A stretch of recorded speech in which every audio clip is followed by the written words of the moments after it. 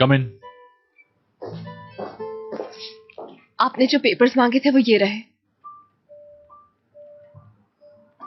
रख दो यहां।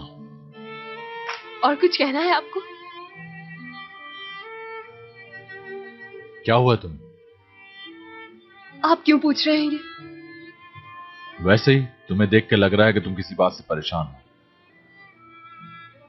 हमारे बीच कुछ ऐसा नहीं है कि मैं अपनी बातें आपसे शेयर करूं।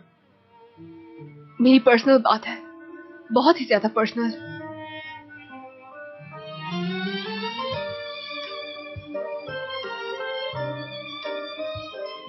शायद ब्रेकअप हो गया तुम्हारा।